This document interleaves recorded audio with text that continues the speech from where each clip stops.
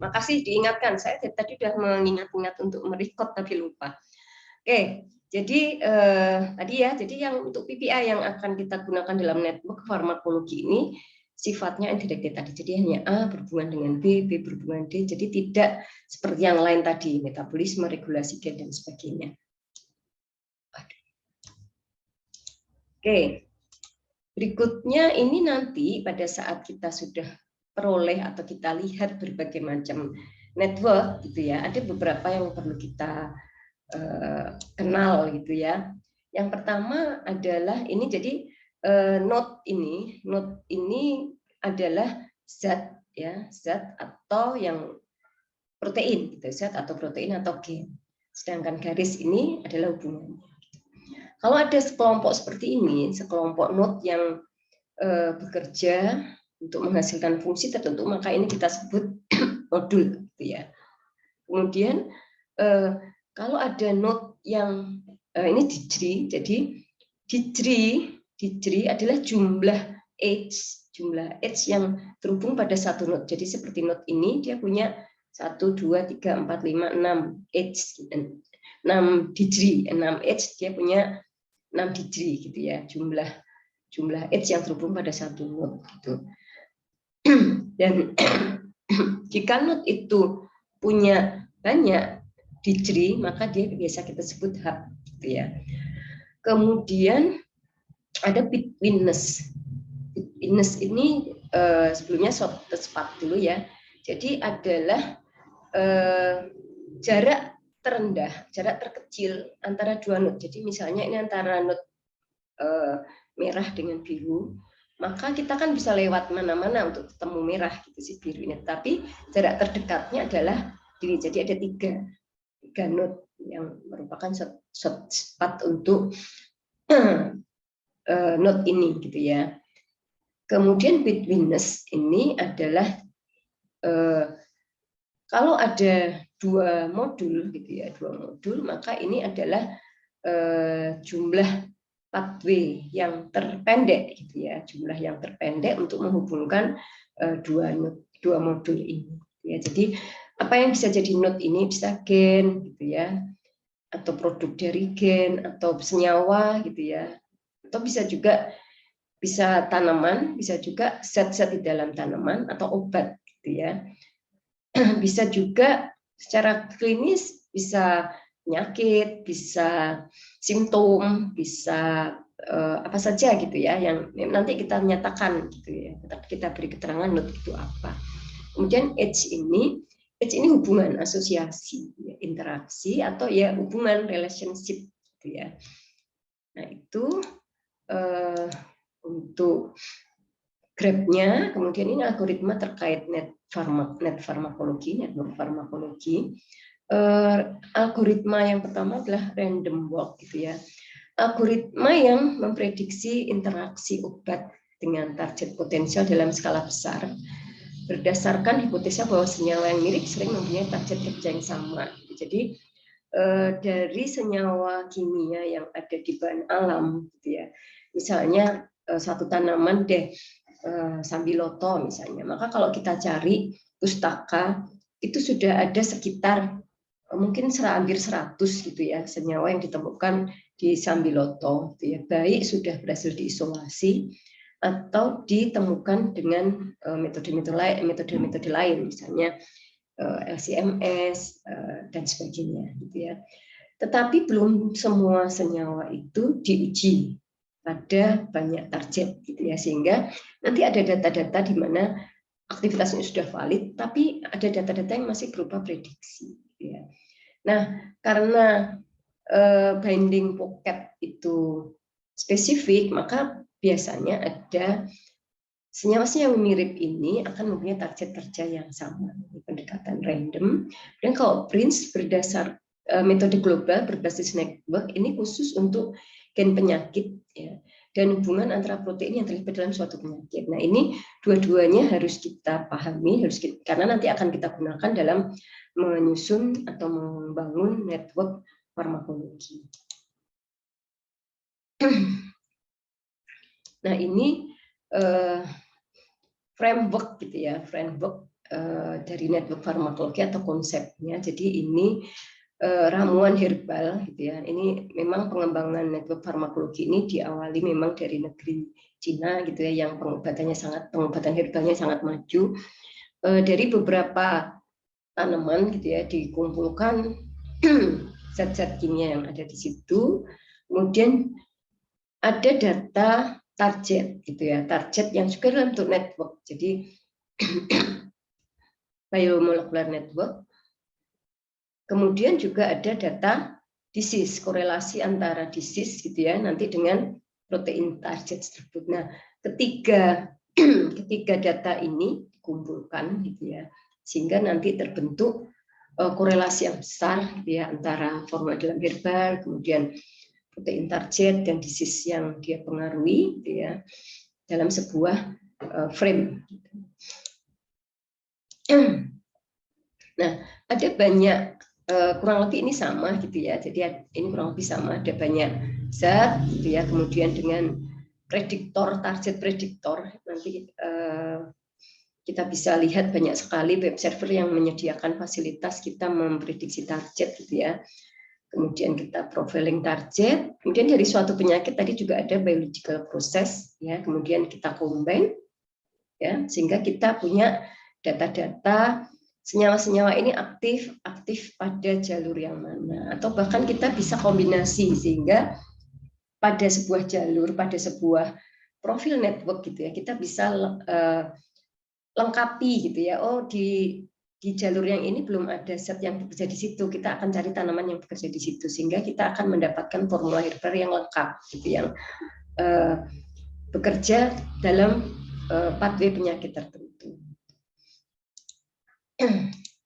Nah, kita masuk ke yang sebetulnya ini yang perlu banyak praktek juga gitu ya, perlu banyak praktek dan memang perlu banyak dicoba-coba gitu. Mungkin nanti lebih banyak kita akan, karena namanya workshop gitu ya, jadi memang lebih banyak silakan bisa dicoba gitu ya masing-masing web server atau database yang terkait gitu. Sebentar, saya kirimkan dulu di grup sekalian biar bisa dicoba.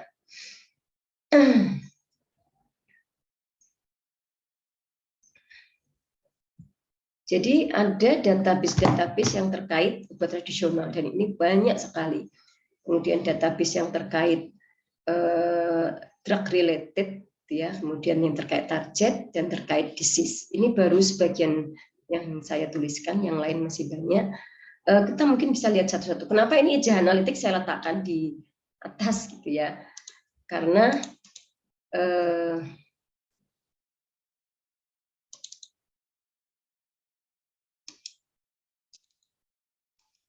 ini made in Indonesia gitu ya. Jadi harapannya kita kenal dulu, walaupun tidak lengkap, tidak selengkap milik negeri Cina dan sebagainya, tapi kita lihat dulu aja. Network EJ Analytics ini dikembangkan oleh IPB, jadi IPB itu tidak punya farmasi gitu ya, tapi pengembangan obat tradisionalnya luar biasa gitu ya. Jadi dia punya 4.984 tanaman dengan total senyawa 17.000 sekian, total protein 3.000 sekian, dan total disease sekian. Kita tinggal ketikkan nama Latin di sini ya. Ketikkan nama Latin di sini, kemudian search, maka akan muncul connectivity graph gitu ya. Jadi dia dari satu tanaman ini ada 14 senyawa, cuma belum ada proteinnya. Ya, nanti coba bisa dieksplorasi tanaman-tanaman yang lain yang sudah ada di web server EJ Analytics ini. Gitu. Saya sendiri jarang menggunakan ini, gitu ya. Yang berikutnya knapsack. Knapsack ini dari Jepang dan bekerja sama juga dengan para peneliti-peneliti di ITB yang membuat EJ Analytics. Nah, ini banyak sekali. Saya belum eksplor semuanya karena biasanya hanya langsung. Ini makanya ada di sini jamu Indonesia Herb ini, karena memang kalau Kampo ini kan Jepang ya. Kalau jamu Indonesia Herb ini yang masuk di sini karena memang bekerja sama dengan riset peneliti-peneliti dari IPB. Kemudian kita biasanya gunakan ini search engine di sini. Kemudian di sini knapsack keyword search, gitu ya. Jadi tinggal tuliskan di sini misalnya Andrographis paniculata, nanti list akan keluar nama-nama zat yang ada di tanaman tersebut. Cuma memang kadang-kadang tidak banyak gitu ya. Kalau ini Sambiloto cukup banyak, ada 46 gitu ya, dan dia lengkap, ada chemical ID, ada rumus molekul, ada berat molekul dan sebagainya ya, ini metabolitnya. Chemical abstract ID ini sangat membantu. Jadi kalau masukkan ke PubChem bisa juga pakai ini ya. Kita coba yang lain, ini yang paling saya suka gitu ya. TCM-SP. Jadi TCM-SP ini namanya juga SP gitu ya. Traditional Chinese Medicine System Pharmacology. Jadi dia sebetulnya sudah network farmakologi gitu ya. Jadi di sini kita bisa mendapatkan nama-nama zat yang ada di suatu tanaman, tapi memang tidak selalu ada gitu ya, karena ini tanaman obat di Cina. Misalnya Andrographis gitu ya, Andrographis ini dari tadi Andrographis gitu, maka dia akan keluar Andrographis herba. Jadi kalau ini memang simplisiannya ya. Nah, kenapa tadi saya sampaikan saya suka ini? Karena dia sudah lengkap dengan data prediksi farmakokinetik gitu ya. Sedangkan kalau knapsack tadi kan hanya data-data ID sama formula. Ini sudah ada gitu ya. Jadi sama ada ID-nya, mol ID ini, dan bisa di-download file molnya gitu. Jadi pada saat nanti kita mau unggah di Marvin dan sebagainya, di apapun kalau bisa pakai file mol ini sudah bisa kita unduh di sini. Nah,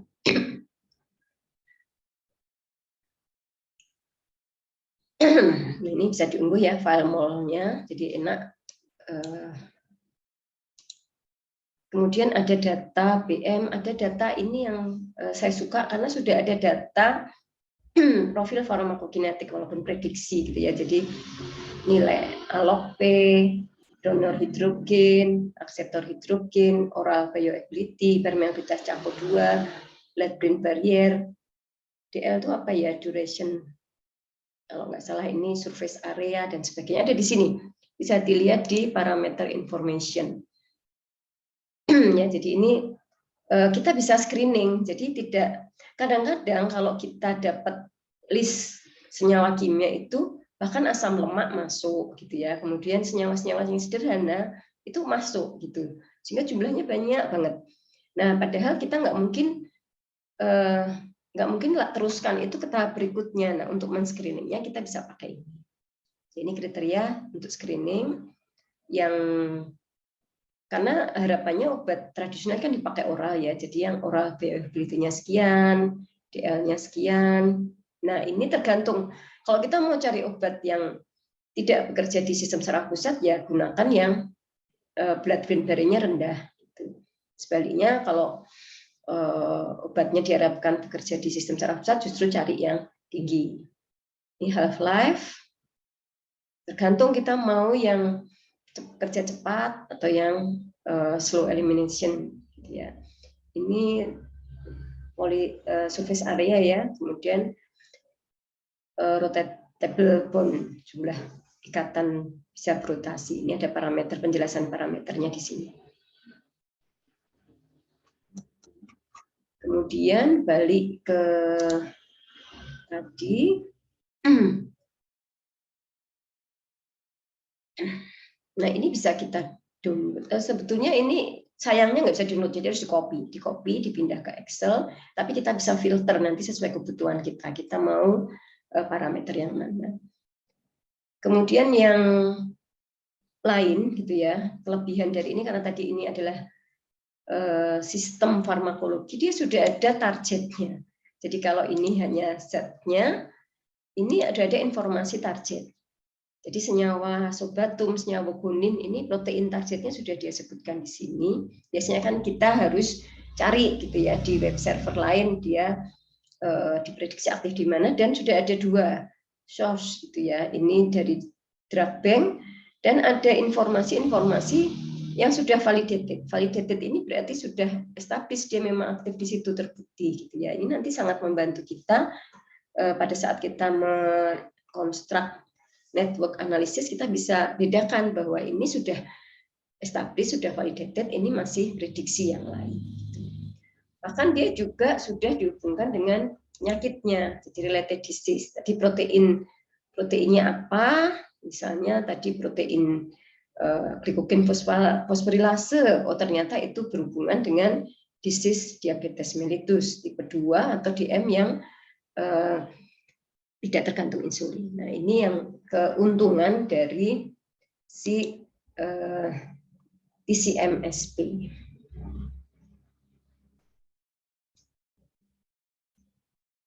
Oke, kembali ke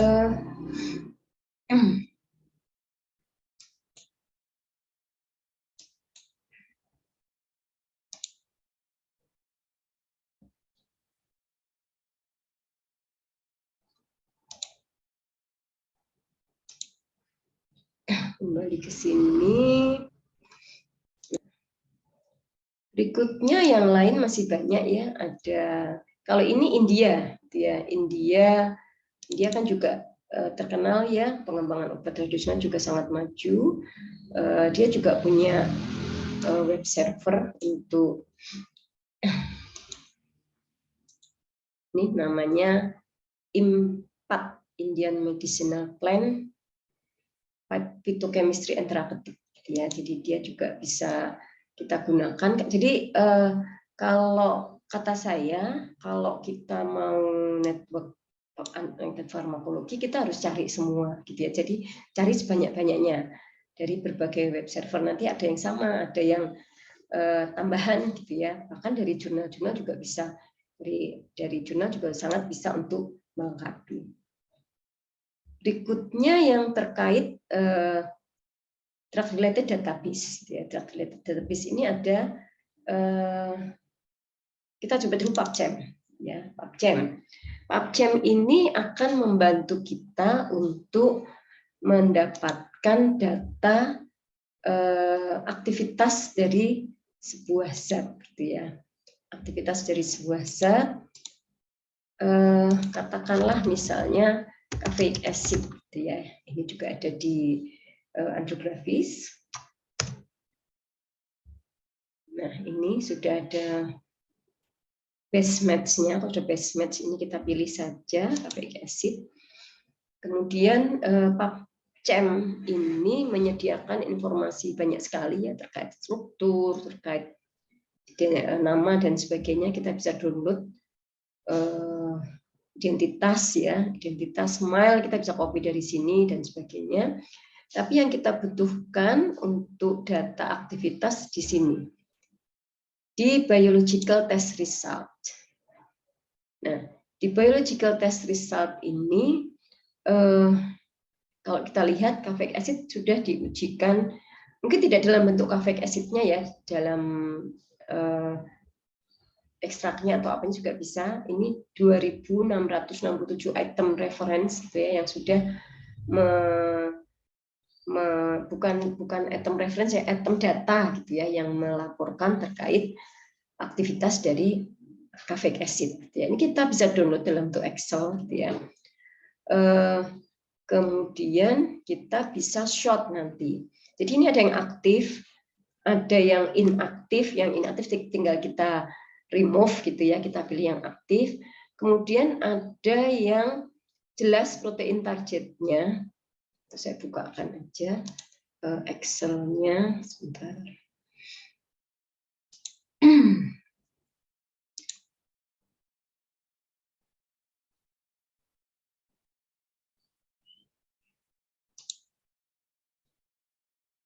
Ini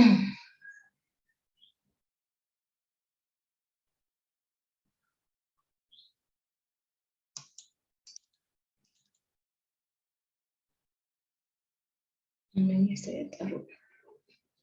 Maaf.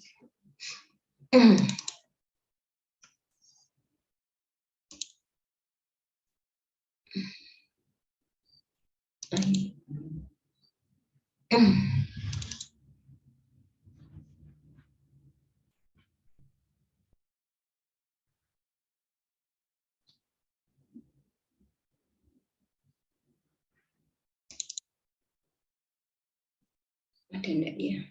Jadi kita bisa download atau kita download aja langsung. Kalau kita download, kita akan peroleh dalam bentuk CSV, comma separated value. Ini nanti bisa diatur di Excel supaya bisa terpisah dalam kolom-kolom. Nah, seperti ini. Ada data aktivitas gitu ya. Kita bisa shot yang aktif. Kemudian ini ada senyawanya, andrografolid. Ini ada protein targetnya. Nah, nanti kita harus punya data protein target yang terlibat dalam penyakit. Misalnya kita sedang mempelajari network farmakologi sambiloto gitu ya, sebagai antidiabetes, maka kita kumpulkan protein target untuk diabetes apa saja, kita kumpulkan set kita apa saja tadi, kemudian data ini bisa kita pakai. Ternyata andrografolid yang ada di sambiloto itu aktif pada protein-protein target ini gitu ya. Nah, tetapi protein target ini bukan merupakan semuanya bukan merupakan protein target untuk diabetes, sehingga harus ada proses sorting nanti. Sortingnya sederhana saja. Sortingnya sederhana saja menggunakan Excel bisa, atau kita lakukan coding gitu ya, coding supaya kita bisa dengan cepat memisahkan mana yang proteinnya di M, mana yang bukan. Kemudian yang menarik juga ada ini binding database.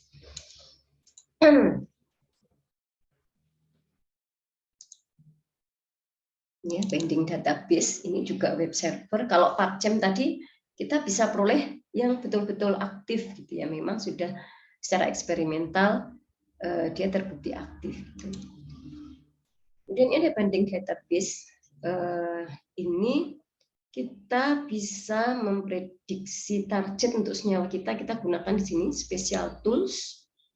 Ya, ada find my compounds target.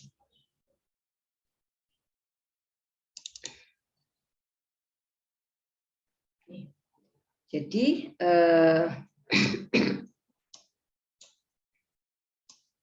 jadi di sini kita bisa menggambar ya atau mengunggah file gitu ya, mengunggah file atau bisa mengkopas kode SMILE di sini. Jadi kode SMILE yang kita peroleh dari PubChem atau kita peroleh dari database manapun kita bisa unggah di sini, atau kita bisa unggah file yang isinya list SMILE atau SDF file. Diunggah, kemudian go, ini kayaknya ada example gitu ya.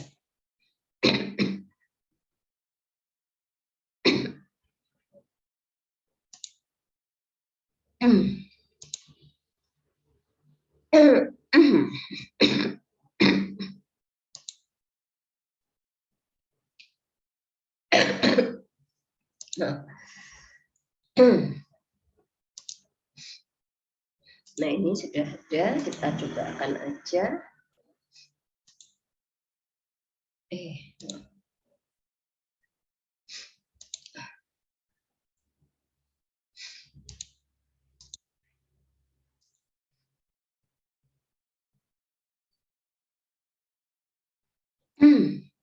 Maka nanti dia akan melaporkan senyawa tersebut punya target apa saja gitu ya. Dan sebaliknya kita juga bisa kalau kita punya protein ya, kita punya protein target, maka kita sebaliknya kita mencari senyawa apa saja gitu ya yang bisa bekerja pada target tersebut gitu ya. Ini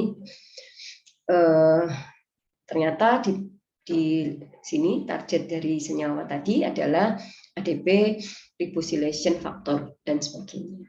Nah, ini kita bisa download di sini ya dalam bentuk SDF. Kemudian berikutnya sebelum ke yang lain, saya mau tunjukkan SIMAP dulu. SIMAP ini juga bagus, dia juga sebetulnya network farmakologi gitu ya, yang kayaknya dalam beberapa pertemuan saya sudah sering ya menunjukkan SIMAP ini, tapi nggak apa-apa buat yang baru sekali ini. Jadi ini sama sebetulnya traditional Chinese medicine ini luar biasa. Kita punya satu ijazah aja tidak terlalu berkembang di Cina ini ada banyak sekali gitu ya. Ini related database-nya aja juga banyak sekali ya. Nah, si SIMAP ini menghubungkan 6 hal gitu ya. Yang pertama sindrom, tapi simptom atau sindrom yang biasa digunakan pada pengobatan tradisional Cina. Jadi istilah-istilahnya memang istilah yang biasa digunakan dalam pengobatan tradisional Cina. Kemudian simptom yang digunakan di pengobatan modern. Nah, ini penyakitnya juga, penyakit-penyakit di pengobatan modern. Kemudian protein target, kemudian tanaman, ada 698, dan zat-zat kimia yang terkandung dalam tanaman. Gitu ya. Kita rose atau shirts ya, shirt kalau nggak salah, lupa saya. Kita bisa pilih gitu ya, kita mau memasukkan itu dari sisi yang mana, dari target kah, dari kandungan kah, dari tanaman kah gitu ya. Kita misalnya dari maaf, yang shirts misalnya dari kandungan ya. Saya masukkan berberin gitu ya. Nah, ini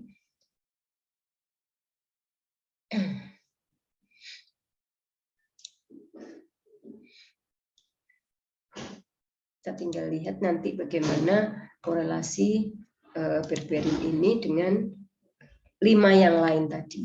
Dengan tanaman apa saja yang mengandung berberin gitu ya. Jadi ini yang warna biru ini adalah tanaman, yang warna oranye adalah simptom, tapi simptom untuk tradisional, makanya kita nggak bisa baca ini ya, atau ada yang bisa baca. Kemudian simptom pengobatan modern yang biru muda, kemudian disease yang hijau, ya, meningitis, ya, neuroblastoma sentral dan sebagainya. Kemudian target yang ini, saya klik. Ya, jadi begitu ya. Jadi kita bisa lihat korelasi satu dengan yang lain, dan SIMAP ini merupakan salah satu contoh gitu ya aplikasi dari network farmakologi tadi yang kita bisa download dalam bentuk gambar maupun dalam bentuk tabel, sehingga kita bisa, nah ini bisa kita download dalam bentuk gambar maupun dalam bentuk tabel, sehingga kita bisa menambahkan informasi-informasi yang kita butuhkan ini dalam gambar ya. Kemudian ada lagi, nah sekarang ke penyakit dulu, penyakit. Ada website ini salah satunya ya, kita bisa pakai cake, bisa pakai display. Cuma saya lebih untuk anak-anak skripsi lebih cenderung pakai ini. Saya coba beberapa kali minta mereka pakai cake pathway, tapi ternyata lebih banyak yang kesulitan daripada yang mudah gitu ya. Oke, kita lihat di sini ini Disgenet ini dia merupakan platform gitu ya, yang merupakan kumpulan gen gitu ya, dan protein-protein yang berhubungan dengan disease. Nah, kita bisa search di sini. Kita mau cari berdasarkan disease boleh, berdasarkan gen boleh, berdasarkan varian boleh. Misalnya kalau berdasarkan disease gitu ya, kita coba diabetes mellitus.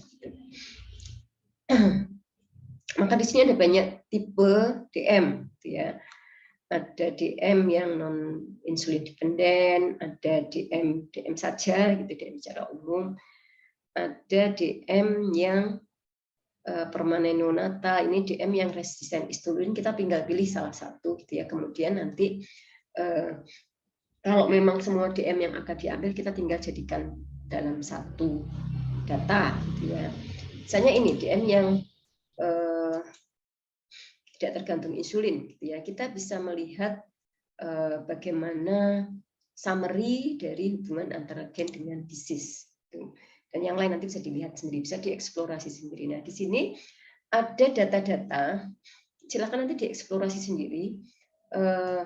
Ada nama gen, ya, nama gen hepatosit nuklear reseptor, gitu ya. Ini kode UniProt. Jadi kalau kemarin yang beberapa skripsi dengan saya masih harus validasi dengan UniProt, ini sudah dapat langsung ada kode UniProt-nya, gitu ya. Terus tipe dia kelas apa sih? Oh, ini reseptor inti, ini modulator enzim, ada protein lain, gitu ya. Ini bisa di download, gitu ya, bisa dikumpulkan, dan ada parameter ini nanti silahkan dipelajari. Saya juga belum katam mempelajari ini, gitu ya, masing-masing parameter ini maksudnya apa, tapi kita bisa short, gitu. Pada saat kita akan memilih, oh yang hubungannya kuat glukokinase, ini kuat hubungannya, kita bisa pilih, gitu ya. Jadi keuntungannya ini, gitu. Ini untuk disgenet, ya. Kemudian ada lagi kalau cake pathway mungkin sudah sering banyak yang menggunakan, ya, yang sudah beberapa kali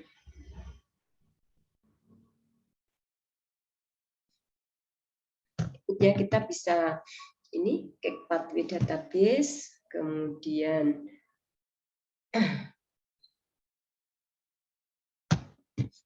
kita pilih human disease, gitu ya. Di sini ada banyak sekali tentang kanker, gitu ya. Kanker ada banyak, kanker secara umum, kanker yang tipe spesifik, infeksi virus, infeksi bakteri, dan seterusnya. Kita tinggal pilih. Walaupun sebetulnya kita juga bisa mempelajari hal-hal yang lain, gitu ya. Misalnya kita mempelajari metabolisme atau proses seluler, ini semuanya ada di sini. Cuma ya memang pada saat kita mempelajari pathway disease ini harus mau membaca banyak baca, gitu ya. Banyak baca supaya informasinya tidak kulitnya saja, gitu ya. Jadi ini pesan saya buat adik-adik skripsi, gitu ya. Kuncinya adalah banyak membaca, gitu ya. Jadi setelah kita pilih salah satu pathway menjadi M tipe 2, gitu ya. Kemudian untuk mempelajari ini tidak hanya dengan melihat begini, tetapi harus mempelajari masing-masing, ya. Ini kan oke, ini membran sel, ini ekstraseluler, kemudian masuk dalam zat terjadi signaling, terjadi proses atau pathway seperti ini, gitu. Tapi tidak cukup menyebutkan ini kemudian begini, ya. Jadi harus mempelajari secara molekuler, gitu ya, secara detail maksud dari ini, supaya pada saat mendapatkan network farmakologi, profil network farmakologi bisa menjelaskan, tidak hanya bisa dapat data saja, gitu ya.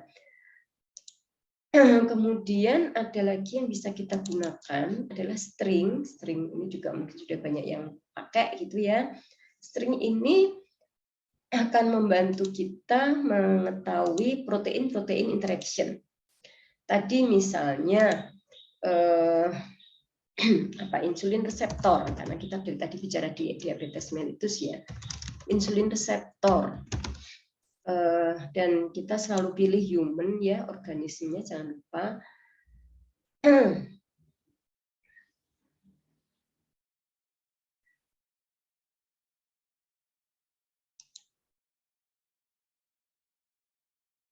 Nah,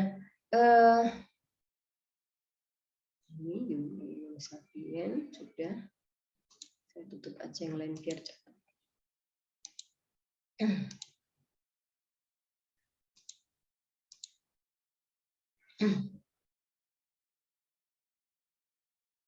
Ya, jadi string ini memang database untuk ini sudah, ya. Jadi dia akan kita lihat aja yang paling atas, gitu ya, yang dia sorot sudah betul atau belum dengan yang kita tuju.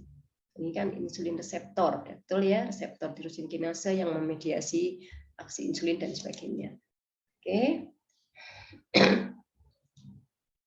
String ini juga salah satu aplikasi dari teori GRAB tadi, ya. Jadi di sini ada insulin. Ini apa sih maksudnya warna-warni ini gitu ya. Jadi kita bisa lihat informasi di legend ini gitu ya. Jadi ini insulin reseptor ya. Kalau ada gambar di tengahnya berarti struktur proteinnya sudah diketahui ya. Struktur proteinnya insulin reseptor sudah diketahui. Jadi sudah ada struktur 3 dimensinya diketahui atau diprediksi. Kalau masih kosong itu berarti belum diketahui gitu ya. Kemudian ini H kan berwarna-warni ya. Ini ada maknanya juga gitu ya. Jadi ada node, ada H. Nodes ini representasi dari protein dan gen. H ini representasi dari asosiasinya. Gitu. Kalau yang warna biru cerah ini ya, dia berasal dari database yang sudah ada, dia sudah terpercaya. Yang ungu dari data eksperimental. Kemudian hijau itu dari gen neighborhood-nya, gen tetangga, gen yang terhubung gitu ya, yang ini gen terhubung dan seterusnya gitu ya. Ini nanti bisa dipelajari lebih detail maksud dari masing-masing ini interaksi yang diketahui, ini interaksi yang masih prediksi gitu ya, dan yang lainnya.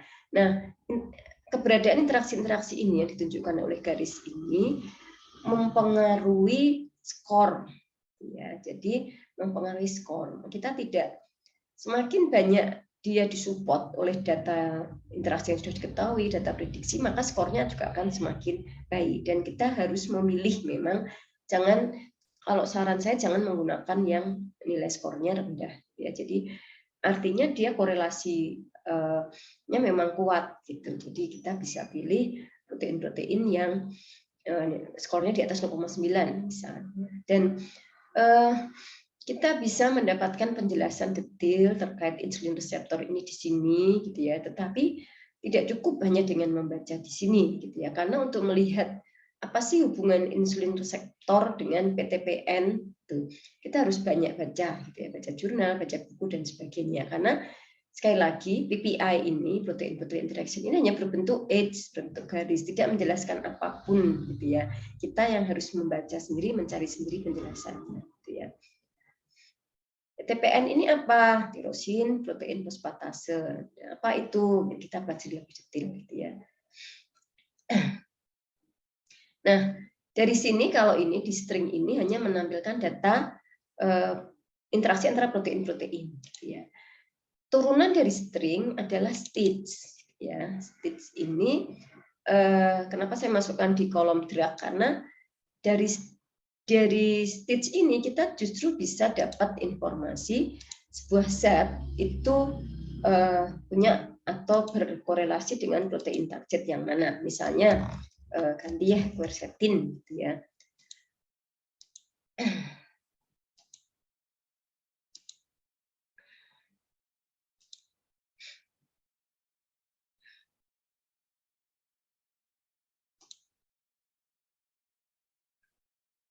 Nah, ini quercetin dengan Homo sapiens sudah ya. Proteinnya ini kita lanjutkan. Nah, salah, maaf.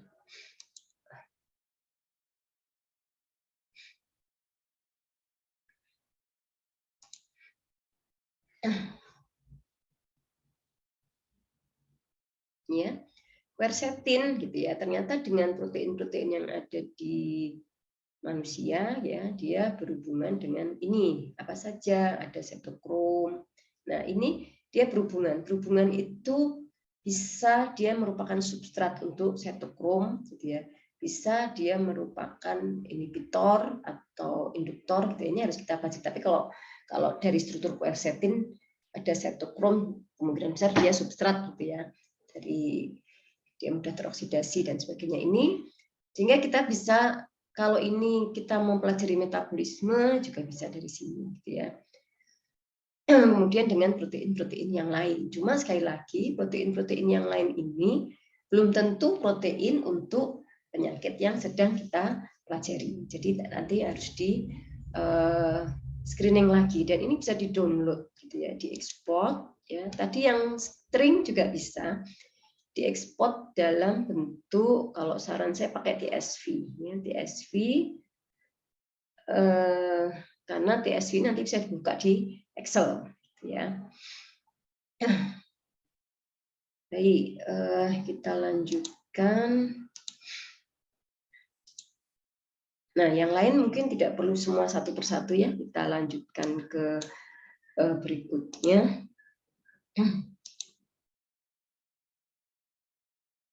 Ini skip aja, tadi sudah. Nah, ini kalau kita tidak, senyawa kita belum banyak dieksplorasi, maka kalau kita ambil dari PubChem atau tadi dari TCM/SP, maka data yang sudah valid itu tidak akan banyak. Sehingga mau tidak mau kita perlu dibantu dengan protein yang prediksi, protein target yang diprediksi, itu sehingga kita bisa gunakan ini, beberapa tools yang ada di internet yang bisa membantu kita untuk memprediksikan target. Cuma ini beberapa sudah tidak aktif gitu ya. Masih, Swiss target masih, Superpred masih, kalau nggak salah, PAS masih gitu ya. Kita bisa coba gitu. Masing-masing dibangun dengan algoritma atau database yang berbeda sehingga bisa saling melengkapi. Gitu ya. Kadang ditemukan di satu web server, karena kan ini prinsipnya sebagian besar drug likeness ya. Ini algoritma, basis algoritmanya ligand base ini biasanya berdasarkan similarity. Jadi kalau dia punya library, senyawa kita masukkan ada kemiripan dengan yang ada di library-nya dia, maka akan diprediksikan gitu ya, punya aktivitas, punya protein target yang sama dengan yang senyawa yang ada di library-nya. Jadi sangat tergantung dengan library yang dimiliki oleh masing-masing web server gitu ya. Yang Swiss target ini pendekatannya banyak, dia juga shape and fingerprint similarity gitu ya, combine juga dengan model regresi logistik. Ini banyak pendekatan-pendekatan yang berbeda-beda, sehingga kalau saya lebih suka di-combine semua web server ini gitu. Nanti tinggal yang sama diambil, yang tambahan juga bisa kita gunakan. Kemudian setelah kita punya data, semua data network farmakologi itu kita kumpulkan dalam Excel gitu ya. Dan dalam Excel nanti kita, kalau ini bukan web server, bukan database, tapi ini software. Jadi kita harus buka alamat Cytoscape, kita download, kita jalankan programnya. Ini tampilannya seperti ini. Kita tinggal mengimport file Excel kita, cuma nanti file itu bisa kita analisis di sini. Nanti ini pertemuan berikutnya ya khusus Cytoscape, karena tidak akan bisa selesai dalam 2 jam. Kita harus dieksplor sekali kan. Nah, sekarang masuk ke tahapan gitu ya, tahapan riset network farmakologi. Baik, dari yang sudah tadi gitu ya, kita bisa melakukan tahapan-tahapan ini gitu ya. Flowchart-nya, yang pertama kita bisa kumpulkan data kandungan kimia tadi dari database, data dari web server, dari jurnal gitu ya. Kemudian kita lakukan pengumpulan data protein yang terlibat dalam disease pathway. Tadi ada CAC pathway, ada diskenet gitu ya, kita kumpulkan. Termasuk juga kita harus eksplorasi jurnal. Karena jurnal ini sering juga memberikan informasi-informasi tambahan. Kemudian kita identifikasi protein target. Jadi kita punya A, punya B, kita gabung, kita dapatkan data gitu ya. Cuma memang ada 2 data kan tadi, data yang sudah confirm dia aktif atau yang masih prediksi, dan ini nanti harus kita bedakan di Excel-nya. Nah, urutan tahapan 1, 2, 3 ini tidak harus 1, 2, 3 karena tergantung tujuan riset kita gitu ya. Kalau memang mau fokus di penyakit tertentu, maka ini penting dilakukan lebih dulu pengumpulan data protein gitu ya. Baru kemudian mencari senyawa yang bekerja di protein tersebut, baru kemudian mencari tanamannya gitu. Beda, jadi tergantung tujuannya. Tapi kalau kita sudah punya ramuan, kemudian kita mau mencari scientific evidence, bukti ilmiahnya, kita bisa datanya dulu gitu ya. Jadi tidak harus dilakukan dengan urutan 1, 2, 3.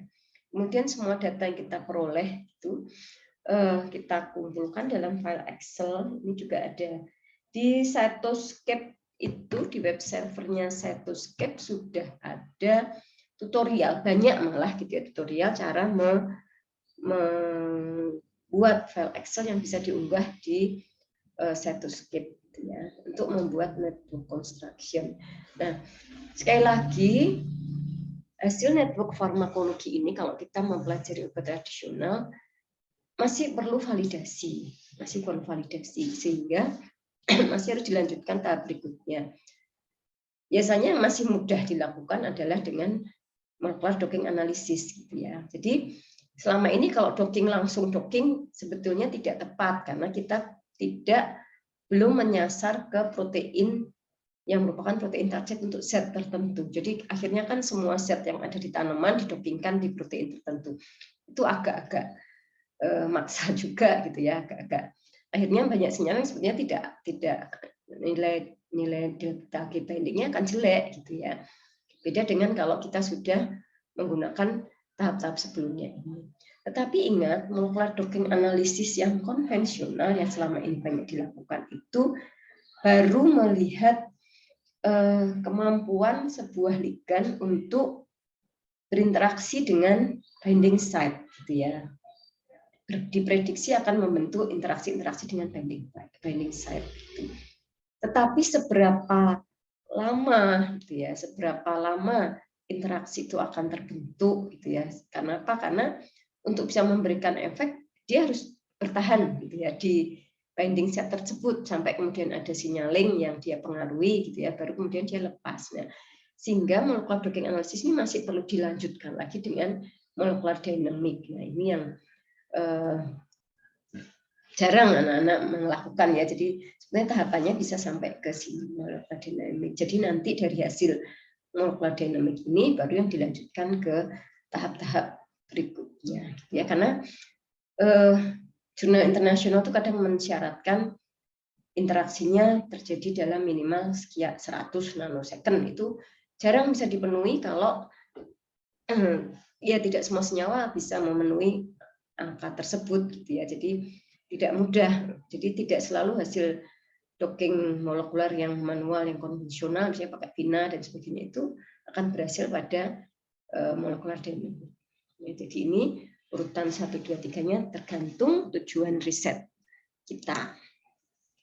Nah, ini riset sederhana, contoh saja ya, riset sederhana tentu saja tidak cukup untuk skripsi. Saya hanya memberikan contoh bagaimana kita dengan mudah gitu ya memanfaatkan data-data, walaupun ini belum sampai ke kita pelajari konsep interaksi protein-proteinnya. Gitu. Ini masih sederhana. Jadi ceritanya tentang Sambiloto lagi, gitu ya, angiografis Panipot. Ini tadi saya kerjakan dalam waktu nggak sampai 1 jam, gitu ya, setengah jam kalau nggak salah. Bagaimana profil network farmakologi Sambiloto sebagai antidiabetes, itu aja pertanyaannya, gitu ya. Dan kita hanya menggunakan web server ICMSP, Excel dan Cytoscape sudah, gitu ya. Sebetulnya ini belum riset yang betul, gitu, hanya untuk memberikan sedikit gambaran saja. Nah, tadi pakai ICMSP ya, tadi sudah kita lakukan saat ini angiografis herba.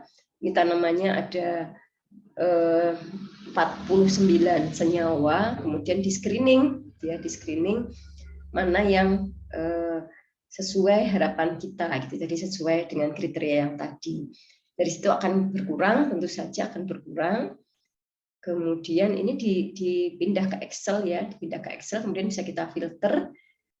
Filternya bisa dari web servernya ini, ya, untuk senyawanya bisa di sini langsung dengan mengklik tanda ini. Cuma kalau kita filter di sini pada saat nanti kita butuhkan untuk tujuan yang berbeda, misalnya sekarang saya mau untuk obat diabetes sehingga blood-brain barrier-nya kecil gitu. Tapi kalau suatu saat mau dicari untuk obat yang bekerja di sistem saraf pusat kan justru BBB-nya harus besar. Nah, kalau kita filternya di sini, kita kehilangan senyawa-senyawa yang tidak akan kita pakai, padahal nanti mungkin dibutuhkan. Jadi saya lebih suka memfilternya di Excel.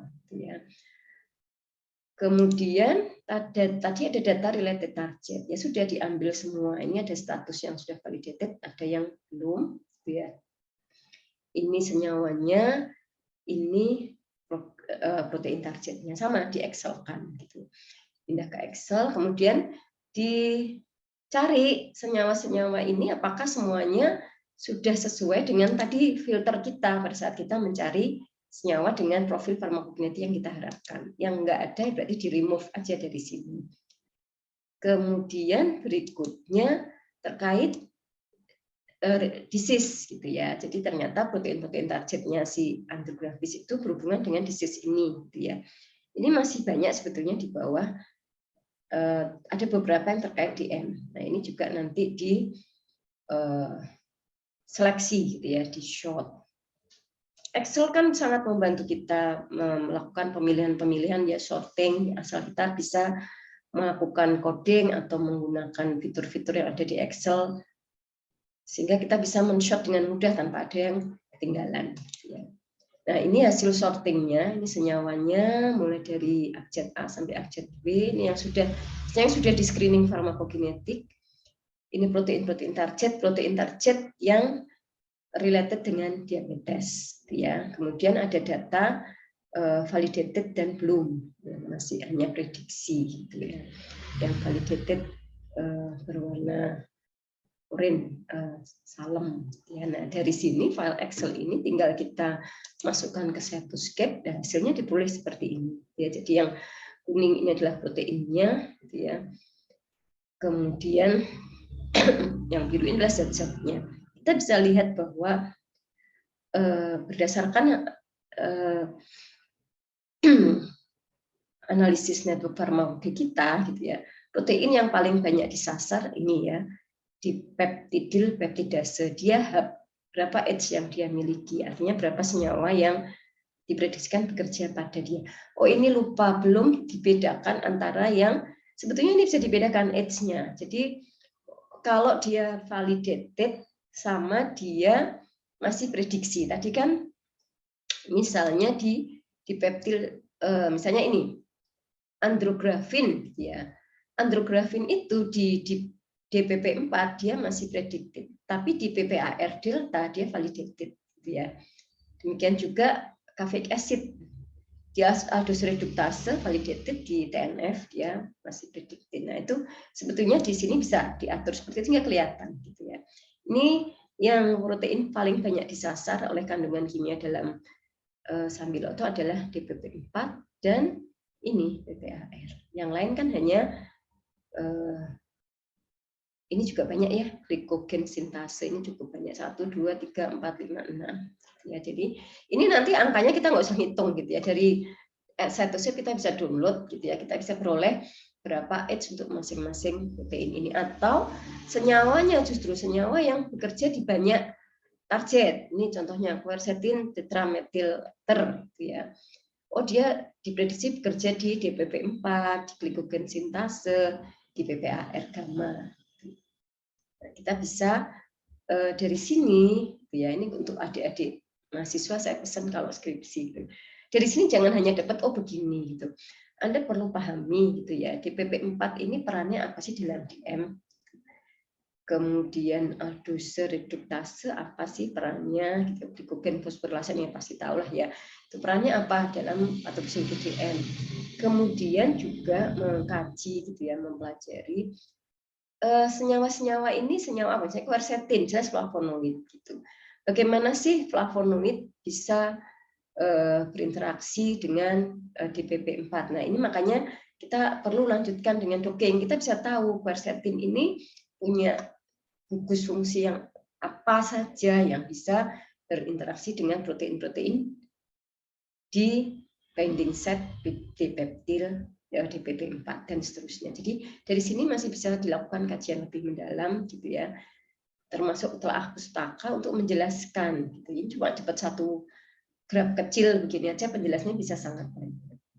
Tetapi sekali lagi saya sampaikan, ini bukan riset yang sesungguhnya, gitu ya. Ini hanya untuk memberikan gambaran. Karena TCMSP sendiri merekomendasikan adalah workflow ya, cara kerja yang cara kerja riset yang berbasis TCMSP. Jadi dari data-data yang diperoleh dari web server tersebut, kita punya hubungan antara senyawa dengan target dan hubungan antara target dengan disease tadi, masih dilanjutkan dengan tahapan berikutnya. Analisis topologi, karakterisasi fungsional, dan seterusnya. Sehingga kita bisa dapatkan tidak hanya prediksi-prediksi, tetapi senyawa yang ya memang nantinya akan efektif, atau target-target yang memang potensial gitu, dan penyakit-penyakit yang memang bisa disembuhkan gitu ya. Kemudian kita bisa peroleh hasil yang bisa diaplikasikan ya, untuk penemuan obat, untuk penjelasan mekanisme kerja gitu ya, dan seterusnya. Ini yang dia rekomendasikan, nanti saya kirim jurnalnya ya, jurnal terkait TCM-SPI. Nah, sebetulnya ini riset network farmakologi yang ideal gitu ya. Ini graphical synopsis ya, riset network farmakologi untuk penemuan obat tradisional yang berdasarkan pada target. Kita punya tanaman obat, kita punya database, kita punya informasi dari literatur, kita punya data-data hasil pengujian laboratorium, kita lakukan data mining, pengolahan data, sehingga kita punya data senyawa aktif dari suatu tanaman. Dari sisi penyakit, kita punya protein-protein target yang berhubungan dengan penyakit, kita combine keduanya, sehingga kita punya senyawa yang anti disease ya, bisa digunakan untuk terapi penyakit tertentu, dan hubungannya dan gen-gen yang berhubungan. Nah, dari sini, ini baru tahap pertama. Kita masih harus melakukan studi lebih lanjut gitu ya, terkait dengan bagaimana senyawa-senyawa tersebut membentuk network dengan gen-gen yang terlibat dalam penyakit gitu ya. Termasuk dengan pathway network ya, dari suatu penyakit kita lakukan analisis ya. Analisis cake atau analisis koanalisis ini nanti pertemuan berikutnya, karena kita akan menggunakan cytoscape itu ya, kita melakukan analisis seperti ini.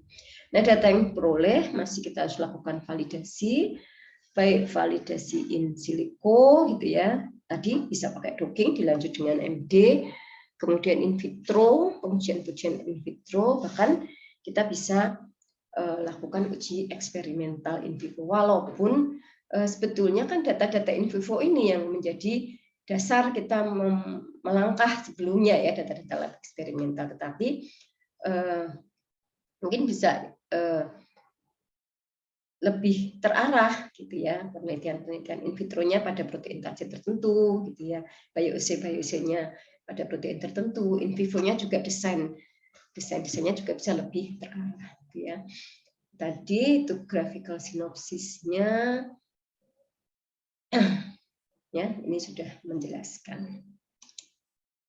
Baik, saya kira itu materi pendahuluan untuk network farmakologi. Terima kasih atas perhatiannya, semoga bisa memberikan manfaat gitu ya. Saya mohon maaf kalau ada kekurangan ya, karena memang saya juga baru belajar gitu ya, kita sama-sama belajar, kita sharing saja. Nanti di sini mungkin ada yang punya informasi yang lebih detail gitu ya, silahkan. Terima kasih. Wassalamualaikum warahmatullahi wabarakatuh. Waktu saya kembalikan ke Bu Ismi, silahkan Bu Ismi. Oke, Bu Rina, terima kasih banyak untuk paparan materinya, Bu. Ya, dari pemaparan tadi dapat kita lihat ya Bapak Ibu peserta mahasiswa-mahasiswi workshop di hari ini, bahwa untuk farmakologi itu membutuhkan banyak sekali database ya, atau web server ya yang harus kita gunakan, dan juga ditambah lagi dengan aplikasi Cytoscape ya di akhir untuk nanti melihat bagaimana jejaring yang terbentuk. Dan belum lagi kita harus bisa membahas atau menjelaskan hubungan di antara interaksi protein dengan protein ataupun protein dengan senyawa-senyawanya. Ya, terima kasih banyak Bu Rina untuk materi yang begitu luar biasa ya. Ya, kita masuk ke tahap selanjutnya, yaitu diskusi, tanya jawab atau sharing bersama bagi rekan-rekan mahasiswa-mahasiswi atau Bapak Ibu para alumni yang bergabung di workshop ini, jika ada pertanyaan atau mau sharing sesuatu terkait dengan farmakologi, dipersilakan. Silakan.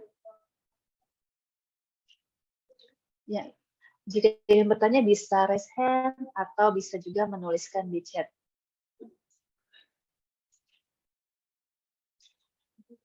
Atau di Q&A ya, sudah ada di dalam Zoom.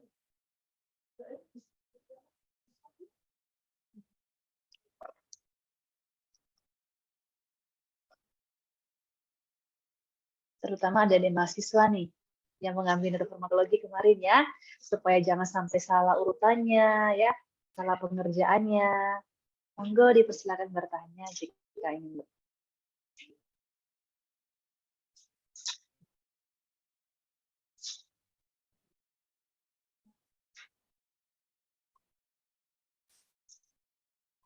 Presensinya belum bisa diakses ya, maaf saya belum buka ya. Yang dari luar USB bisa mengakses nggak presensinya? Saya ya, edit dulu. Iya, Bu Rina, tadi sementara saya buat link baru lagi untuk yang Oh gitu ya, ya udah. Ya. Makasih Bu Ismi. Iya, Bu.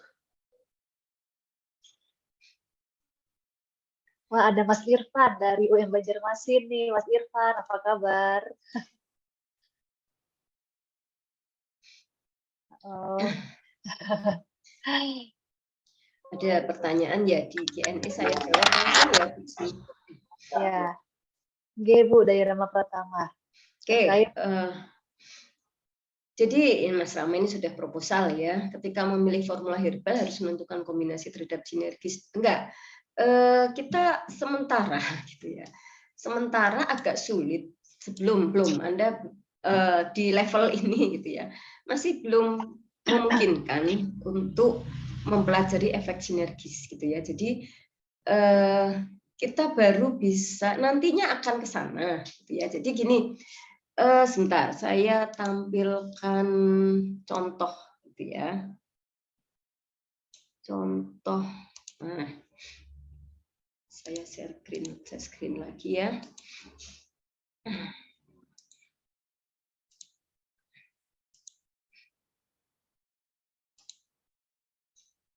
Sudah kelihatan, Bu Ismi? Sudah, Bu. Ya, Sudah terlihat. ini salah satu contoh gitu ya. Ini gambaran summary dari jalur signaling yang berhubungan dengan DM. Ini yang kalau kita pakai cake pathway itu kan ruwet gitu ya. Pakai ini juga ruwet sih, sama aja. Cuma ini sudah dikombin, jadi dari beberapa jalur sudah dijadikan satu. Dari sini ada glukus transporter, kemudian ada adiponektin reseptor ya, dan sebagainya sudah dijadikan satu gitu ya. Reseptor insulin, reseptor-reseptor yang lain gitu ya, growth factor sudah dijadikan satu. Cuma nanti begini Mas Rama, pada saat Anda punya tanaman A, mungkin dia akan bekerja di sini gitu ya, di apa namanya,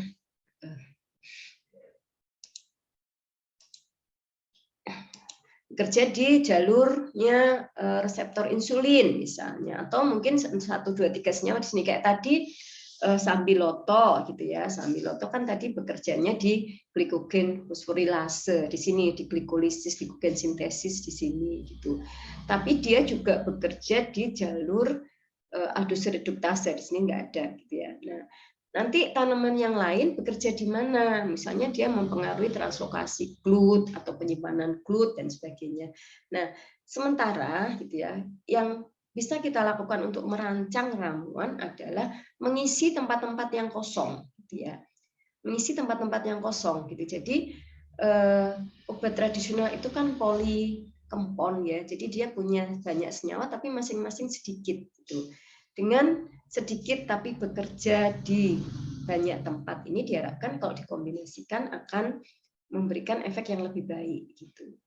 Tapi sehingga kita kemudian misalnya mendapatkan kita bisa berangkat dari kombinasi herbal yang sudah ada gitu ya.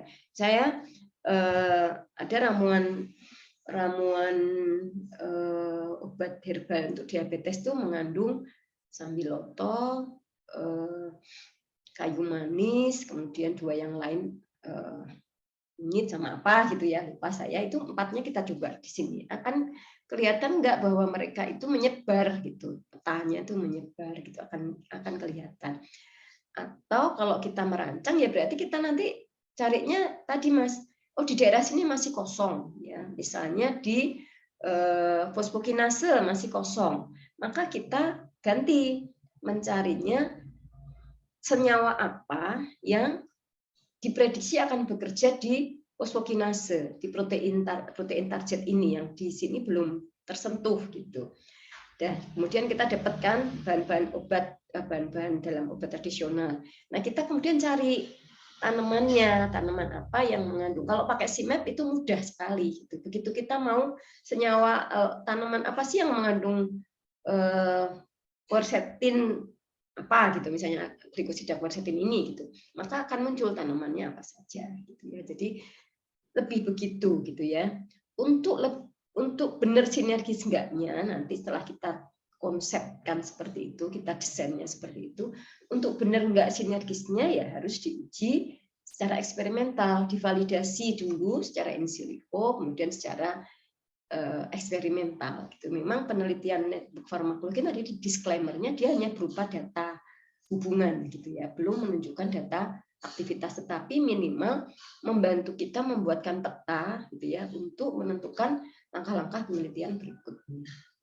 Itu ya Mas Rama ya.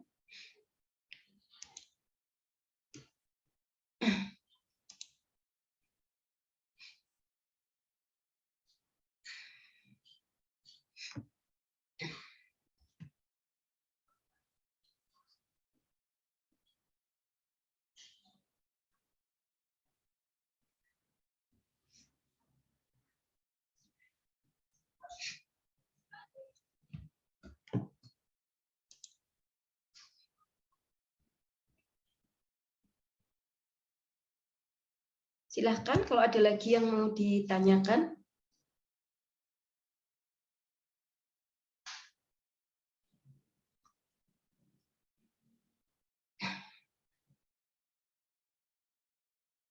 Bu Rina izin bertanya. Iya, silakan, Kiki. Apa kabar, Bu Kiki? Baik, Bu Rina. Kesannya setelah sekian lama lulus S2, kemudian tidak kembali lagi belajar, rasanya kok saya jadi ketinggalan sekali gitu. Soalnya jadi admin ya sekarang ya? Iya, admin luar dalam. Begini Bu, kalau selama ini kan jujur mahasiswa itu terkadang masih menggunakan pola yang lama untuk mencari ide penelitian gitu ya. Nggak pakai artificial intelligence seperti yang Ibu sampaikan tadi gitu. Cuman itu tadi kan mau dikoreksi kalau saya salah ya Bu. Jadi kan intinya agar penelitian kita itu terarah gitu. Terarah dalam artian enggak sekedar cap-cip kembang kuncup ini kemana ya gitu, enggak, tapi sudah terarah spesifik ke target tertentu begitu. Jadi kita nggak perlu mulai dari yang nol gitu, tapi dengan artificial intelligence ini kita bisa langsung ke level 100 gitu. Kalau levelnya dari 0 sampai 1000 kita udah nyicil nih dengan artificial intelligence sampai ke 100 gitu. Tapi kemudian jadi saya berpikir gitu, ketika kita memang sudah mendapatkan pathway yang begitu kompleks gitu, yang begitu jelas gitu, akhirnya untuk penelitian S1 sepertinya jadi kayak mubazir gitu. Misalnya tadi Bu Rina menyampaikan bahwa tanaman tertentu sudah diketahui komponen bahan aktifnya apa, sudah ada penelitiannya hingga target molekuler sampai seperti itu, bahkan kemudian dengan beberapa aplikasi tadi, beberapa situs tadi, kita sampai bisa membuat pathway-nya begitu. Lalu untuk mungkin ini mohon maaf ya, mungkin ada banyak sekali peserta yang dari teman-teman mahasiswa. Ini kali ini insight-nya dari sisi dosen gitu. Kalau kita mau menggunakan menggunakan situs-situs tadi untuk penelitian kelas mahasiswa S1 yang tentu saja disesuaikan kedalaman materinya dan tentu saja ya biaya dan sebagainya, kira-kira bagaimana ya Bu? Ya mungkin bisa diberikan gambaran gitu, karena saya tadi ketika mengikuti, wah ini sudah kelasnya kalau sampai seperti ini nanti kelasnya sudah disertasi nih, tesis masih bisa gitu, tapi mungkin lebih level yang lebih tinggi gitu, disertasi mungkin sampai membaca ekspresi gen dan sebagainya begitu. Bagaimana Bu Rina, mungkin bisa diberikan pencerahan gitu. Terima kasih Bu Rina. Terima kasih Bu Kiki. Jadi memang kalau sama aja ya, di kami itu juga kalau mahasiswa skripsi itu ganti tanaman istilahnya. Karena apa? Untuk penyakit tertentu sudah ada template-nya, gitu. Jadi tinggal ganti tanaman. Sebetulnya kalau konsep skripsi itu kan memang tidak terlalu dituntut ada output yang hasil gitu ya. Jadi kadang-kadang saya selalu pesan ke mahasiswa, Anda itu neliti nggak harus berefek gitu, nggak perlu ganti data yang tidak berefek jadi berefek gitu, karena apapun temuan Anda itu dilaporkan gitu ya, seperti itu yang justru menambah kesanan. Sebenarnya yang justru misalnya nih penelitian farmakologi bahan alam gitu ya, ekstrak diuji. Ya memang kadang-kadang mahasiswa itu nggak mau explore jurnal gitu. Di luar sana penelitiannya sudah sampai isolat, sampai mekanisme kerja, dia neliti masih ekstrak, naik-naik dikit fraksi gitu. Maksa banget gitu. Tapi kadang-kadang saya ya oke lah, mungkin kita bisa lihat ini tanaman Indonesia, tumbuh di Indonesia, no problem gitu. Cuma jangan kemudian bahasnya gitu. Bahasnya ekstrak ini aktif karena mengandung flavonoid menghambat ini. Itu enggak banget ya, saya terus terang gatel juga gitu kalau ada mahasiswa begitu. Kenapa? Karena apapun yang dia peroleh gitu ya, aktif misalnya, ya emang dia mengandung flavonoid. Tapi halo, di luar sana flavonoid itu sudah sangat teridentifikasi apa saja jenisnya, secara molekuler dia aktif di mana. Nah, itu yang sering kemudian yang tadi Bu Kiki bilang skripsi itu kayak mubasir gitu. Karena dia dapat hasil tapi saat membahasnya dangkal. Sedangkan informasi di luar sana, penjelasan tentang kandungan kimia itu sudah banyak gitu ya.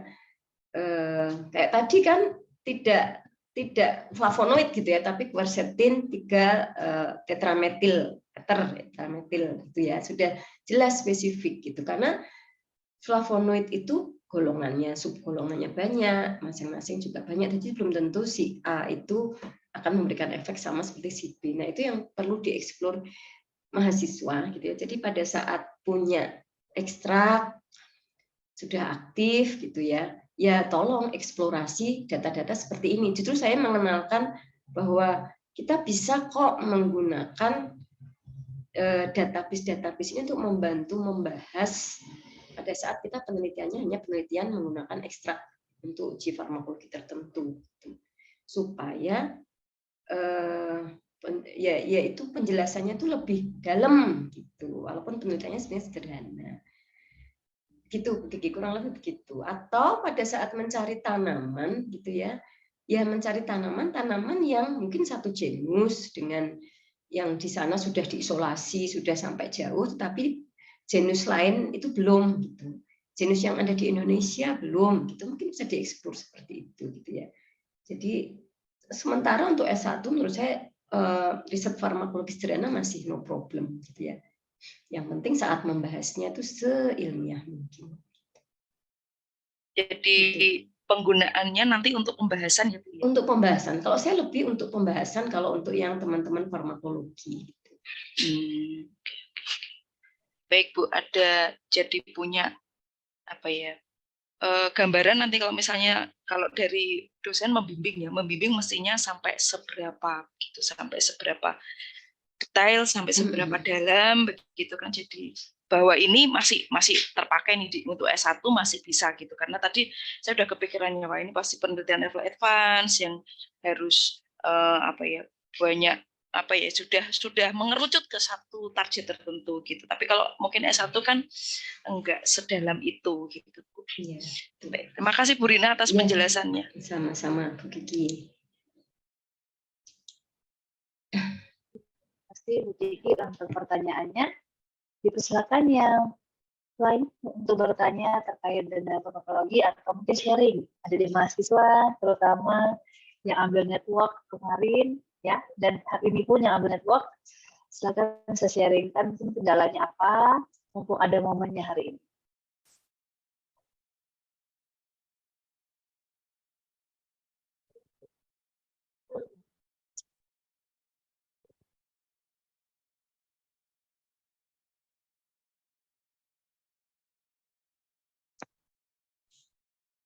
Mbak Ya, silakan Yedia. Yedia.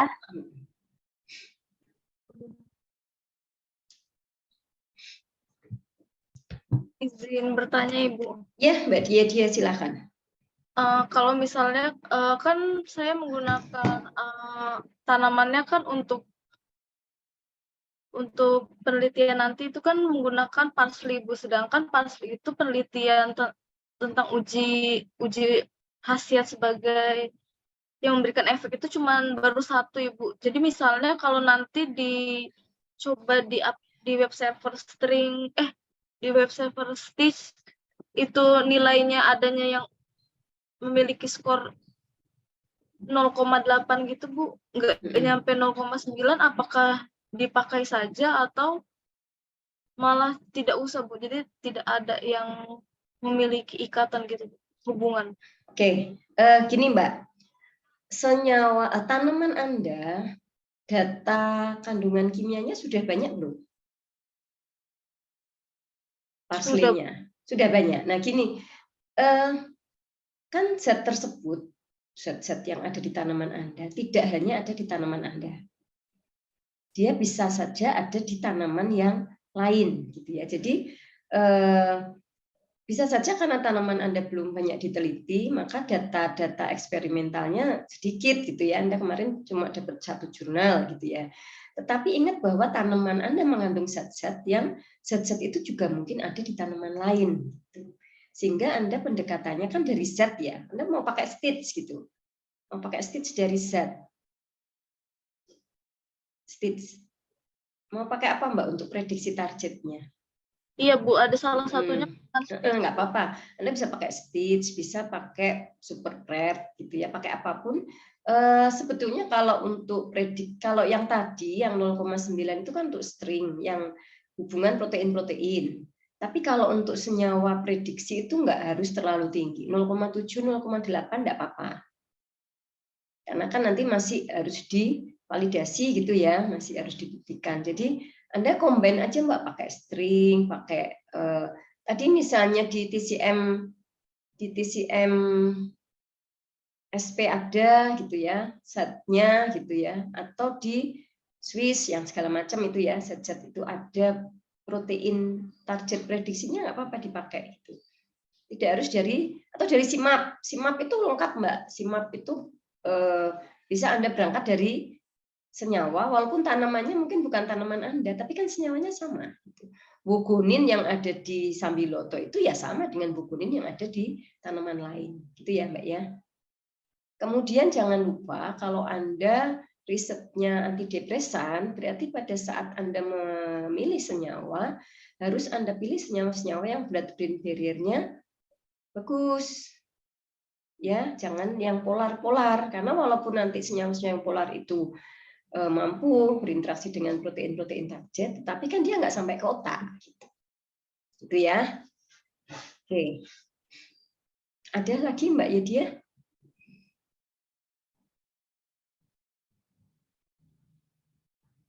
Sudah Mbak? Bagaimana Yedia? Sudah Ibu, terima kasih. Oke. Oke, terima kasih untuk pertanyaannya dari Yedia. Dari yang lain, adik-adik mahasiswa, Bapak Ibu dosen.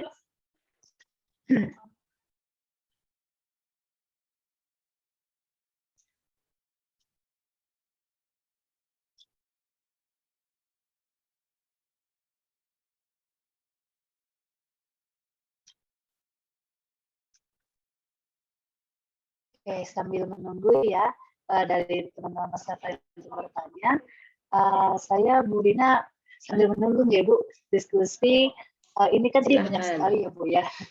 Banyak sekali tadi web server yang ditunjukkan oleh Ibu ya, mulai dari pemilihan senyawa kimia, kemudian pemilihan protein target gitu ya Bu. Berarti kalau misalnya kita ambil salah satu yang kita gunakan sebagai pedoman atau web servernya, itu tidak masalah ya Bu, karena kan banyak sekali nih Bu, ada pilihan-pilihannya. Itu kan ada plus minusnya, tapi kalau kita ambil satu saja, itu diperbolehkan ya Bu, atau kita membandingkan dengan web server lain. Kalau untuk sumber data protein-protein interaction yang ke arah disease-nya, itu pakai satu saja enggak apa-apa. Karena biasanya mereka menginduk ke database yang lebih besar gitu ya. Kalau untuk data protein yang terlibat dalam disease. Tapi kalau untuk data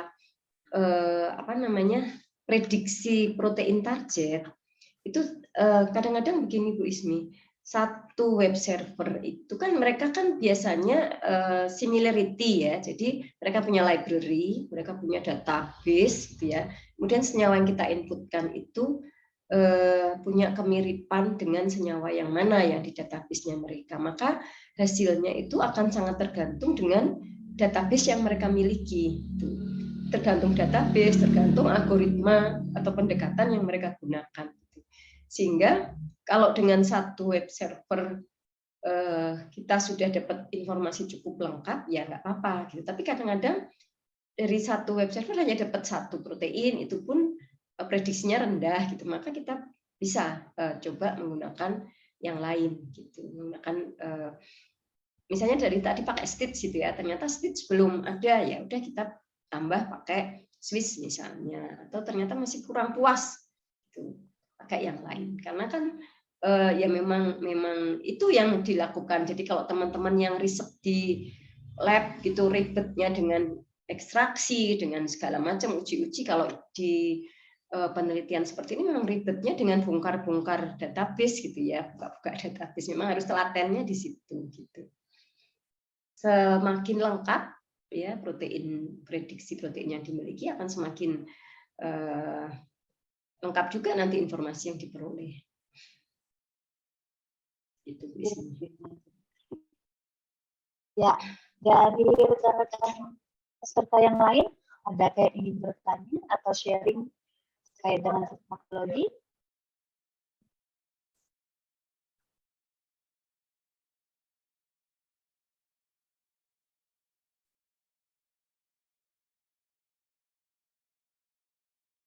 Sambil saya menyapa ya dari Bapak Ibu dosen dari universitas lain, terima kasih sudah bergabung, dan juga dari para alumni, tadi ada Mbak Rosa, tadi ada Mas Irfan ya.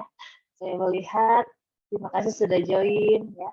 Mungkin bisa saling diskusi di sini tentang farmakologi atau dari adik-adik yang mahasiswa-mahasiswa.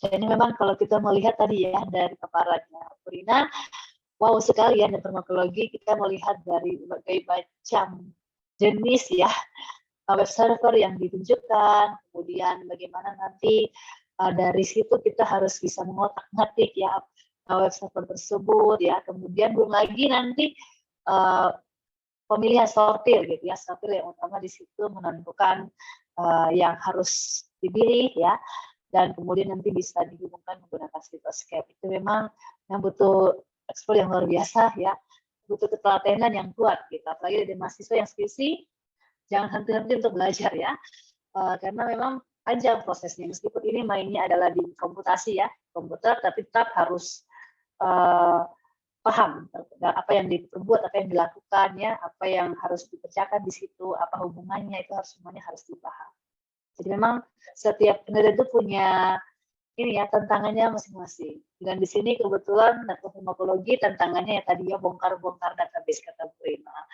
Jadi harus bisa telaten dalam membongkar-bongkar database yang ada ataupun website yang ada tersebut.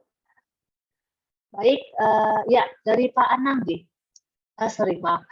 Pak Anang mungkin ada pertanyaan atau masukan?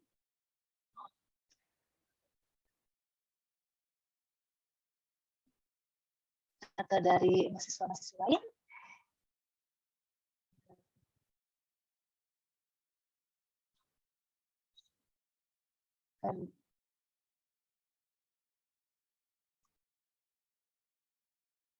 Mungkin untuk pertemuan berikutnya kita akan lebih teknis gitu ya Bu Ismia. Karena kan ini baru pengenalan gitu ya. Untuk berikutnya kita akan langsung aplikasi gitu ya, langsung membuka. Gimana sih caranya kalau sudah masuk ke Excel gitu ya, supaya kita bisa shop dengan mudah gitu ya. Kemudian menyiapkan data untuk Sitoscape ya. Jadi saya sih rencanakan mungkin dalam insya Allah 2 pekan lagi kita akan bedah Sitoscape gitu ya. Karena hari ini memang waktu saya juga terbatas gitu ya. Bedah Sitoscape untuk mengoperasikan supaya informasi yang kita peroleh network yang kita peroleh itu benar-benar representatif.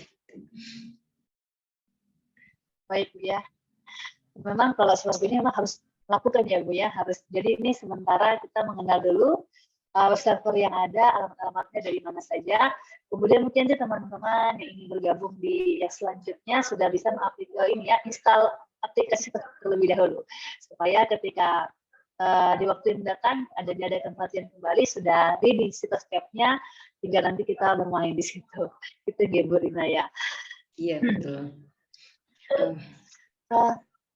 Bu Rina, sebelum menutup ya Bu, karena waktunya tinggal beberapa menit lagi, Ibu ada closing statement dulu terkait dengan workshop kita di hari ini? Ya, baik. Terima kasih Bu Ismi. Ini tadi ada chat dari Bu Kiki. Kalau workshop berikutnya offline ya, memang harusnya offline. Dulu kita kalau mengadakan workshop kan selalu offline di kampus gitu ya. Tapi sekarang insya Allah berarti 2 minggu, 2 pekan lagi bagi yang akan bergabung kita akan offline ya, kita mungkin bisa pakai Classroom. Kalau yang belum bisa bergabung offline kita bisa hybrid gitu ya, bisa hybrid. Jadi mau ke Solo. Iya Bu, tilik kampus Bu. Iya, ya insya Allah bisa kalau mau dijadwalkan offline. Karena kalau offline kan kalau mengoperasikan memang sebaiknya offline ya, karena kalau enggak nanti harus share screen punya saya begini gitu. Iya, Masih ada satu simpenan lagi sebetulnya itu Orange. Orange itu enak juga untuk membuat pathway gitu ya. Jadi mungkin buat yang mau studi lanjut, kan ini sih sebetulnya yang simpel-simpel gini untuk anak S1 gitu ya. Nanti kalau yang untuk S2 lebih detail lagi kita bisa pakai konstruktor pathway yang lebih advance gitu ya, yang ada data miningnya gitu ya. Orange, cuma saya belum katam belajar Orange. Jadi nanti kalau udah katam baru berani sharing gitu ya. Yang pekan depan insya Allah Sitoscape, mungkin Excel dulu ya. Jadi silahkan kalau yang berminat untuk ikut ke workshop berikutnya, disiapkan aja dulu database itu dikumpulkan dalam Excel gitu ya, dengan nama-nama atau judul kepala kolom yang jelas, sehingga pada saat nanti kita mau konstruk network itu tinggal disetting sedikit, gampang kok, sudah jadi file Excel yang siap diunggah di Sitoscape. Ya udah, tinggal nanti kita analisis, kita atur-atur, kita bisa dapat informasi banyak dari Sitoscape. Gitu.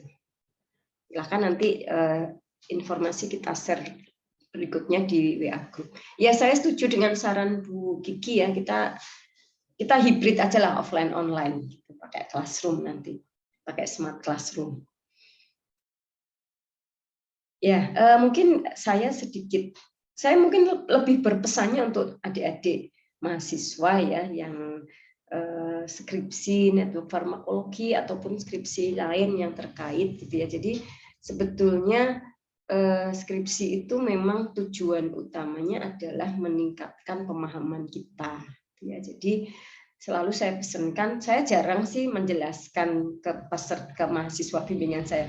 Saya suruh cari sendiri, baca sendiri, karena anak sekarang itu, generasi sekarang tuh hidup dimanjakan dengan informasi gitu ya. Jadi misalnya mau cari network, mau cari pathway disease-nya diabetes itu dengan gambar, dengan video itu mudah sekali diperoleh, itu satu itu, sehingga jangan malas membaca gitu, kuncinya memang membaca. Kalau sudah membaca berkali-kali nggak paham juga baru bertanya gitu ya. Kemudian yang kedua, buat mahasiswa, saya pesennya buat mahasiswa, karena buat dosen-dosen ini percuma kalau saya pesen udah pinter-pinter semua. Buat mahasiswa, kita tuh hidup di era tadi buku dibilang artificial intelligence gitu, dan tidak ada yang bahasa Indonesia. Jadi harus mau belajar bahasa Inggris gitu ya. Jadi memang informasi-informasi semuanya diperoleh dalam bahasa Inggris gitu ya. Jadi itu yang pesan saya, lebih ke peningkatan pemahaman, kemauan untuk memahami lebih dalam, jadi tidak kulitnya saja. Dan itu tadi melakukan penelitian itu memang penelitian yang tidak ide-ide tiba-tiba gitu, tapi berdasarkan data-data, berdasarkan latar belakang yang saintifik gitu ya. Ini tadi sekali lagi network farmakologi itu mensupport scientific evidence untuk penelitian-penelitian di obat tradisional. Begitu Bu Ismi. Saya kembalikan ke Bu Ismi. Terima kasih. Bu Rina, terima kasih. Ya, itu tadi ya pesan dari Bu Rina untuk adik-adik mahasiswa ya, jangan henti-henti untuk belajar, terutama bahasa Inggris, jangan alergi ya dengan bahasa Inggris. Kalau baca jurnal, jurnalnya jurnal internasional, jangan jurnalnya jurnal bahasa Inggris terus. Oke, semuanya demi kebaikan adik juga ya. Ya, kita tiba di penghujung acara di workshop kita di pagi hari ini sampai siang ya. Sebelum menutup, saya mohon izin untuk peserta yang berada di Zoom ini bisa menyalakan kameranya, videonya untuk kita foto bersama sebelum kita mengakhiri rangkaian kegiatan workshop kita di pagi hingga siang ini. Silakan dinyalakan kameranya, kita foto bersama terlebih dahulu sebagai kenang-kenangan ya.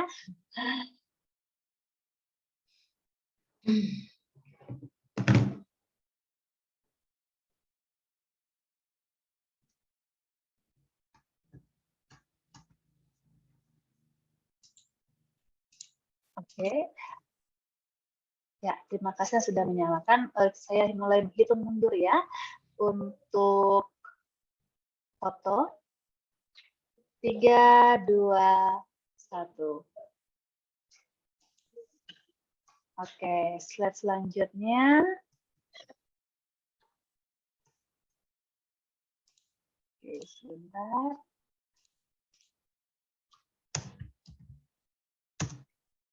Kemudian lagi 3, 2, 1. Oke. Ya. Terima kasih Bapak Ibu dosen, rekan-rekan alumni, bahkan dari adik mahasiswa-mahasiswi yang sudah join dalam workshop kita di kali ini ya.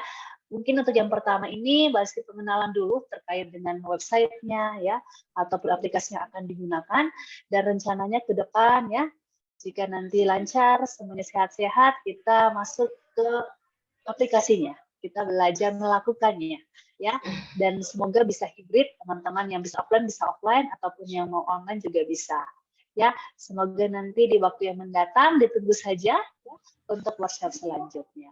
Ya, terima kasih kepada Ibu Dr. Apoteker Rina Herawati Mr. Science atas paparan materinya yang sangat-sangat bermanfaat bagi kita semuanya. Semoga kita bisa mengaplikasikannya dalam pendidikan kita ya, terutama dari mahasiswa dalam menyelesaikan penelitiannya, skripsinya, tugas akhirnya, dan juga bagi kami para dosen untuk semakin meningkatkan keilmuan kita supaya bisa ikut mengikuti tren-tren penelitian terkini ya, karena memang sekarang sudah lebih ke ini ya, berbasis AI ya, artificial intelligence. Jadi memang harus mengikuti tren yang ada saat ini. Ya, terima kasih Bu Rina untuk paparan materinya, dan saya akhiri workshop kita di pagi hari ini sampai menuju siang ini. Terima kasih kepada para peserta semuanya. Untuk materinya sudah kami sharekan lewat WA Group, nanti bisa diunduh di situ. Ya, saya tutup untuk workshop kita di siang hari ini. Selamat siang semuanya, selalu beraktivitas kembali, dan sampai jumpa di workshop selanjutnya. Selamat siang Bu Ismi, terima kasih Bu Ismi. Terima kasih semua peserta. Terima kasih juga Bu Rina. Mohon maaf kekurangan, mohon dimaafkan, semoga bermanfaat. Sampai ketemu lagi di workshop berikutnya. Assalamualaikum. And Ya, saya M ya. Ibu. Ya, mari.